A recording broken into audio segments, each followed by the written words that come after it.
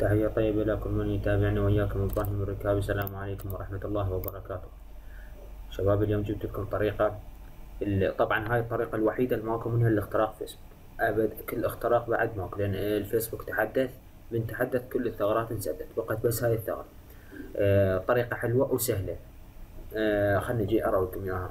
طبعا كتير ما جتنا عندي الرسائل على الفيسبوك، على الصفحة مالتي، وما قدرت أرد عليهم من كثرة الطلبات. مثلا أنا هسه عندنا هاي شخص أرد فرضا أهكر هذا الشخص. طبعا هذا شخص ما عنده أي شيء. حيدر الغازي، ايش نسوي له؟ نسخ، ناخذ اسمه، نروح نسجل خروج، ندخل على نسيت كلمة اسم، نخلي اسمه هنا، نعطيه بحث، ننتظر شوي، راح يطلب اختبار أمني أو ما طلع هسه اختبار، بس مرات يطلع هذا مال اتخذ الرمز. أي واحد منكم يعني فرضا أنت الحساب الرايد دورت عليه، يعني أنا هسه خلينا نقول هذا طلع لي هذا الشخص، هذا الشخص أنا نرد هكرنا. طبعا درس تعليمي، مو إن شاء الله تأذي لي بواحد. شو أسوي؟ هنا أقول لم يعد لديك الوصول لهذا الحساب. أدخل على هاي، هي أنا من هاي الثغرة. طبعا هذا بعد التحديث، هي هاي الثغرة موجودة.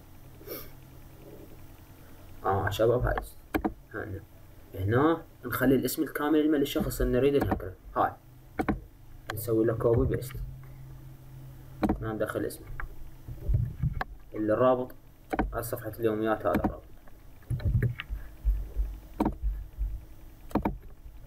هنا شو يقول؟ البريد الالكتروني التواصل. هنا يسوي بريد الكتروني. طبعا انا تونا سويت بريد الكتروني هنا على مود يحول لك الحساب على الايميل هذا. المشكلة هنا تقول مشكلة لم أتلق كلمة رسيد بواسطة SMS، لكن ما زلت أحمل هذا الرقم. هنا الرقم، أي رقم تخلي، أي رقم يعني أي رقم.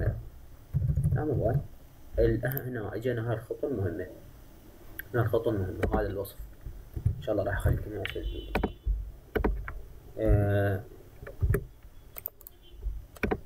شباب بس نسوي له كوبي، ما اعرف شنو المشكلة، بس دقيقة نحط الكود. رجعنا لكم شباب. راح تغيرت المتصفح، ما اعرف شو وجهت المشكلة. ماكو اشكال. هنا نجي للهوية. الهوية طبعا هواي اكو برامج تسوي بيها هوية.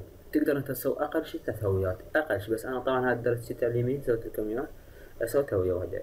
بس الصفحة تريد تهكرها، ندخل على اختيار ملف، على هاي